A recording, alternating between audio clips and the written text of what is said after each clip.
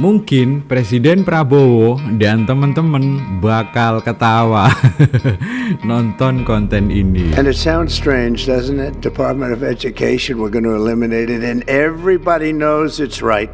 Dan juga bangga ya. Biar anjing menggonggong, kita akan maju terus, kita akan bangun masa depan yang gemilang. Saya bangga. Jadi ada dua sorotan ya pada dua pemimpin yang terjadi kemarin.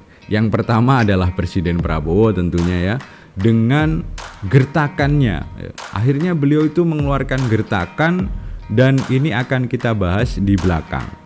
Nah, sekarang kita bandingkan dengan apa yang dilakukan oleh Presiden Amerika terbaru, teman-teman. Dan ini membuat banyak pemimpin dunia terkejut, teman-teman, termasuk masyarakat dunia. Karena apa? Setelah membubarkan VOA yang langsung disambut baik oleh Presiden Xi Jinping, otomatis Amerika kehilangan salah satu corong internasionalnya. Dilanjutkan dengan pemangkasan lagi, teman-teman. Pemangkasannya nggak main-main. Presiden Amerika resmi menutup Kementerian Pendidikan. Ini luar biasa, teman-teman ya, di luar dugaan banyak orang. Jadi akhirnya Kementerian Pendidikan yang di bawah pemerintah federal ini dibubarkan. That was 45 years in the making. In a few moments I will sign an executive order to begin eliminating the Federal Department of Education once and for all.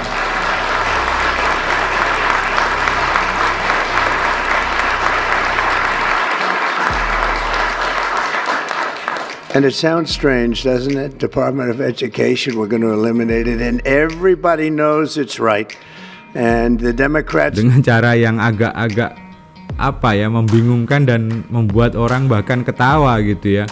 Itu Donald Trump ingin sebetulnya untuk memangkas semua belanja Kementerian Pendidikan dari pusat, diserahkannya kepada daerah, teman-teman. Jadi kepada gubernur-gubernur itulah yang memimpin pendidikan sekarang di Amerika Serikat dengan executive order yang barusan diberikan. Ini sejalan dengan strategi hawkish ya. Jadi Trump ini menggunakan strategi hawkish namanya, teman-teman, yang nanti akan suatu saat kita akan bahas. Nah, perbedaannya dengan Indonesia, Presiden Prabowo ataupun presiden-presiden sebelumnya seperti Presiden ke-7 Jokowi itu lebih menggunakan pendekatan dovish. Presiden Prabowo juga melakukan efisiensi. Bedanya, efisiensi yang dilakukan Presiden Prabowo itu nggak main tebang semua, ditebangi dan lain sebagainya. Dia fokus pada hal-hal yang pemborosan dan menghabiskan anggaran misalkan, seperti itu.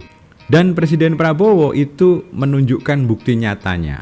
Jadi kemarin KEK Batang itu selesai, teman-teman, dan sudah banyak yang diisi oleh berbagai investor dari luar negeri. Ada yang dari Prancis, Singapura, Jepang, ada yang dari Tiongkok ya. Nah, yang jadi sorotan orang-orang yang negatif ya mesti ya, yang sampai disindir oleh Presiden Prabowo pasti terkait hadirnya dubes Tiongkok. Nah, kok ada dubes Tiongkok? Ya, hati-hati itu penting, teman-teman, dalam mengelola bangsa dan negara gitu. Tetapi kalau itu sudah digiring seperti spektre, seperti hantu yang tidak jelas, tentu membuat yang namanya presiden ini mungkin sudah jengah ya dengan bahasa-bahasa negativisme yang masuk. Walaupun ada sedikit usaha-usaha entah dari mana ya kan, untuk selalu menurunkan semangat dan masa depan, semangat dan harapan daripada anak-anak muda kita, saya tegaskan di sini tidak benar, dan kita akan maju terus. Biar anjing menggonggong, kita akan maju terus, kita akan bangun masa depan yang gemilang.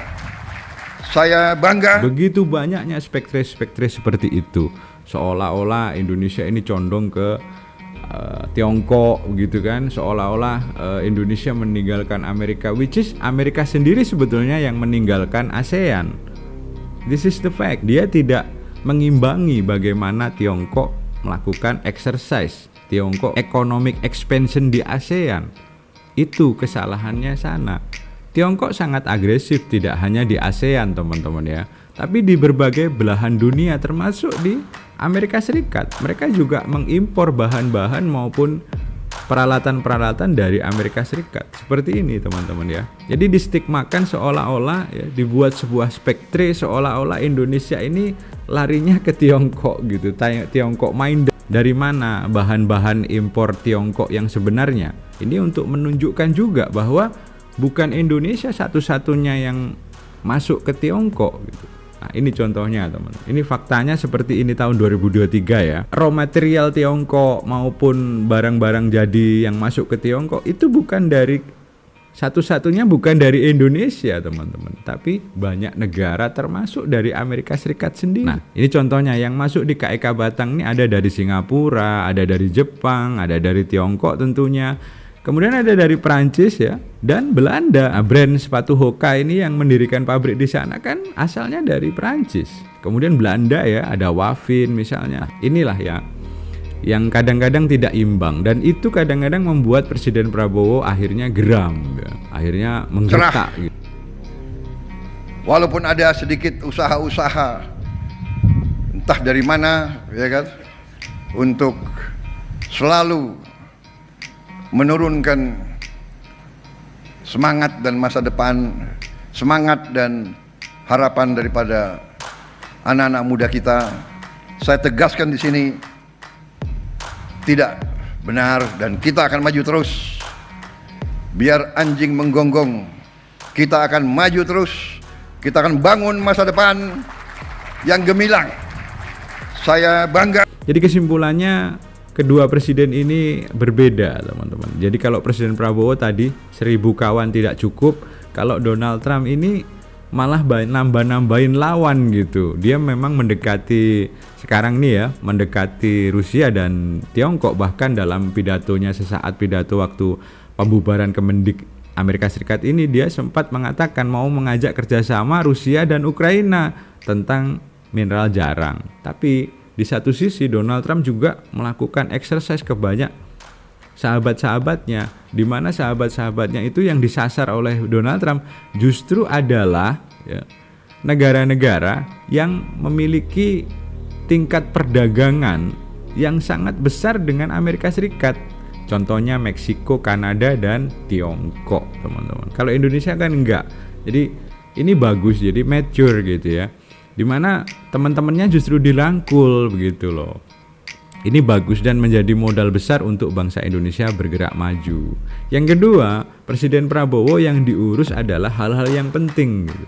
Hal-hal yang fokus kepada lajunya pertumbuhan ekonomi, pemerataan ekonomi, kemudian lapangan pekerjaan dan lain sebagainya. Dan kalau Donald Trump ini tentunya ya mulai kontraproduktif ya. Satu, merungsi teman-temannya, membubarkan departemen-departemennya, sampai VOA itu di freeze aliran dananya, dan mungkin sekarang sudah dibubarkan teman. Oke, terima kasih sebelumnya teman-teman ya. Salam dan selamat beribadah puasa bagi yang menunaikan.